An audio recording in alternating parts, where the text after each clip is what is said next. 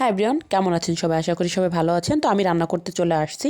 তো সকালে রাস্তার পরেই রান্নাটা করে নিই, কারণ হচ্ছে দুপুরে একটু গ্যাসটা কমে যায় শীতের দিন যেহেতু। তো যদিও এখন আগের মতো গ্যাসের প্রবলেম নাই, তারপরেও মানে গ্যাসটা থাকতে থাকতে রান্না করে ফেলবো। কম গ্যাসে আমি রান্না করতে পারি না। তো রান্না করবো হচ্ছে চিংড়ি মাছ রান্না করব, মাছের মাথা দিয়ে হচ্ছে রান্না করব বাঁধাকপির ঘন্ট। তো রান্নাবান্না করে নিচ্ছিলাম, আর হচ্ছে মাছের তেল ভাজি করব, টুকটাক অনেক কিছুই রান্না করব। তো মাছ প্রথমে চিংড়ি মাছগুলো ভেজে নিচ্ছি লবণ হলুদ মাখিয়ে। চিংড়ি মাছটা আমি হচ্ছে ভুনা করব মশলা দিয়ে। তো চিংড়ি মাছগুলো ভাজা হয়ে গিয়েছে। এখন হচ্ছে আমি মাছের তেলটা ভেজে নিচ্ছিলাম ওই কড়াইতে। মাছের তেলটা ভেজে তারপর হচ্ছে বাদবাকি রান্নাটা করে নেব। আর মাছের তেলটা আমি আগে খেতাম না, এখন আমরা খাই মোটামুটি, কারণ মাছের তেলে কিন্তু হার্টের জন্য অনেক ভালো, ডক্টরাই খেতে বলে। তো পেঁয়াজ আর হচ্ছে শুকনো মরিচ দিয়ে মাছের তেলটা আমি ভেজে নিচ্ছিলাম। তো মাছের তেলটা একদম কড়া করে ভেজে নিয়েছি, মানে যতটা ভাজার আর কি প্রয়োজন ততটাই ভেজে নিয়েছি। এখন হচ্ছে মাছের তেলটা আমি নামিয়ে নেব। তারপর হচ্ছে চিংড়ি মাছটা রান্না করে নেব। চিংড়ি মাছটা আমার রিয়নের অনেক বেশি পছন্দ। আর হচ্ছে বাঁধাকপি রান্না করব, বাঁধাকপিটা মাছের মাথা দিয়ে, রুই মাছের মাথা দিয়ে রান্না করব। রুই মানে যে কোনো মাছের মাথা দিয়ে বাঁধাকপিটা রান্নালে অনেক মজা লাগে। রিয়নের বাবা অনেক বেশি পছন্দ করে, আমারও খুব ভালো লাগে মাছের মাথা দিয়ে যে কোনো টাইপের রান্না আর কি। কুমড়ো ঘন্ট বলেন, তারপরে বাঁধাকপি বলেন, লাউ ঘন্ট খুবই ভালো লাগে আমার খেতে। তো আমি এই যে মাছের তেলটা নামিয়ে রেখে ওই কড়াইতে হচ্ছে আমি তেল দিয়ে দিলাম, আর চিংড়ি মাছটাকে রান্না করে নেব। তো পেঁয়াজ দিয়ে দেবো। তো মালাইকারি করব না, আজকে হচ্ছে চিংড়ি মাছটা ভুনা করব, একদম হালকা মশলায় ভুনা করব। আর রিয়ন দেখা যায় চিংড়ি মাছটা এখন খায় যেহেতু, আর বেশি ঝালও দিব না, অল্প ঝালে কাঁচামরিচ দিয়ে রান্নাটা করব, শুকনো মরিচও ইউজ করব না এখানে। আর শুকনো মরিচটা আমরা খুব কমই খাই, কাঁচামরিচটাই বেশি খাই।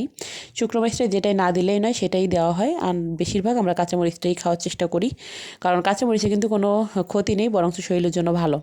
তো পেঁয়াজটা যে ভালো করে ভেজে নিচ্ছিলাম, একদম কম মশলায় রান্না করব বললাম, এই জন্য কম পরিমাণেই তোমার পেঁয়াজটা দিয়েছি। তো পেঁয়াজটা ভেজে আমি এখানে দিয়ে দিয়েছিলাম হচ্ছে একটু হলুদ, তারপরে দিয়ে দিয়েছিলাম রসুন বাটা, জিরা বাটা, মরিচ বাটা দিয়ে ভালো করে একটু ভেজে তারপরে হচ্ছে একটু জল দিয়ে কষিয়ে নিচ্ছিলাম।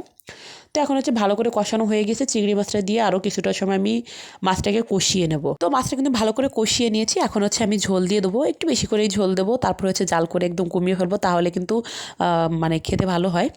তো কাঁচামরিচ দিয়েছে, এই জন্য কালারটা একটু এরকম আসছে, কাঁচামরিচটা দিলে ওরকমই কালার আসে। তো মাছটা রান্না হয়ে গেছে, এখন হচ্ছে বাঁধাকপিটা রান্না করব। তো বাঁধাকপিটা রান্না করার জন্য প্রথমে হচ্ছে মাছের মাথাগুলো আমি ভেজে নিচ্ছিলাম। তো মাছের মাথাগুলো হচ্ছে আমি ভালো করে উল্টে পাল্টে ভেজে নিয়েছি। তো মাছের মাথা হচ্ছে ভাজা শেষ, এখন হচ্ছে আমি তুলে নিলাম। তুলে নিয়ে আমি এখানে দিয়ে দিলাম একটু জিরে ফোড়ন দিলাম, দিয়ে দিলাম আলু, নতুন আলু, এই জন্য এরকম দেখা যাচ্ছে। তো নতুন আলু দিয়েই রান্নাটা করতেছি।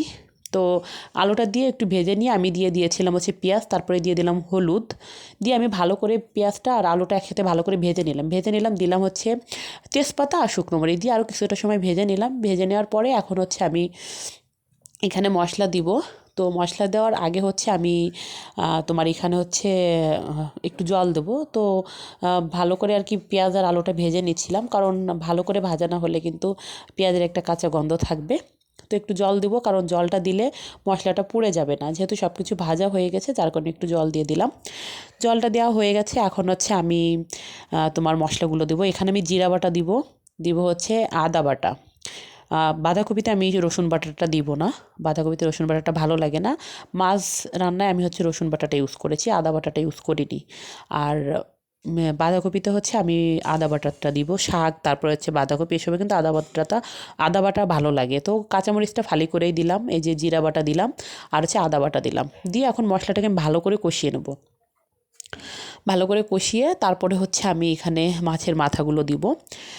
তো মাছের মাথাগুলো দিয়ে তারপরে হচ্ছে আমি অনেকটা টাইম নিয়ে হচ্ছে কষিয়ে নেব। কষিয়ে নেওয়ার পরে আমি বাঁধাকপিটা আবার করছি, মানে হালকা ভাপ দিয়ে রেখেছি, মানে কড়াইতে তেল দিইনি, শুধু বাঁধাকপিটা দিয়ে আমি হালকা ভাপিয়ে রেখে দিয়েছি, যাতে জলটা মানে শুকিয়ে রেখেছি আর কি। তো মাথাটা দিয়ে এখন হচ্ছে ভালো করে মশলার সাথে কষিয়ে নিচ্ছিলাম। তো কষানো হয়ে গেলে আমি হচ্ছে বাঁধাকপিটা দিয়ে দেবো, যে বাঁধাকপিটা ভাপ দিয়ে রেখেছিলাম কড়াইতে, এখন হচ্ছে দিয়ে দিচ্ছি। তো বাঁধাকপিটাকে ভাপ দিয়ে জলটা শুকিয়ে রাখলে কি হয়, বাঁধাকপিটা মানে এখন দিলে আর জল মানে বের হবে না। তো এখন লবণ দিয়ে দিলাম, পরিমাণ মতো হলুদ দিয়ে দিলাম। এখন হচ্ছে আমি না মানে শুধু নাড়াচাড়া করে রান্না করে নিতে হবে, অনেকটা টাইম নিয়ে গ্যাসটা কমিয়ে দিয়ে ভালো করে মানে রান্না করে নিতে হবে, নেড়ে চেড়ে আস্তে আস্তে করে রান্না করে নিতে হবে। তো আমার রান্নাবান্না কিন্তু শেষ। তো আমি হচ্ছে ওর বাবাও খেতে এসেছিলো, খেয়ে চলে গিয়েছে, রিওনও খেয়ে নিয়েছে। এখন হচ্ছে আমি আমার খাবারটা খেয়ে নিচ্ছিলাম। তো আমি হচ্ছে মাছের তেলটা দিয়ে খেয়ে নিচ্ছি। কী আর বলবো, মাছের তেলটা দিয়ে আমি কিন্তু বেশি খেয়েছি, বাদ বাকি সব কিছু একটু একটু খেয়েছিলাম, মাছের তেলটাই আমার বেশি ভালো লেগেছে। তো খেতে খেতে ভিডিওটা শেষ করছি। তো আজকে ভিডিওটা এই পর্যন্ত। যদি কিছু ভালো লাগে লাইক করবেন, কমেন্ট করবেন, আর প্লিজ ভিডিওটা শেয়ার করে পাশে থাকবেন। ফেসবুক থেকে দেখলে ফলো দেবেন, ইউটিউব থেকে দেখলে সাবস্ক্রাইব করে দেবেন।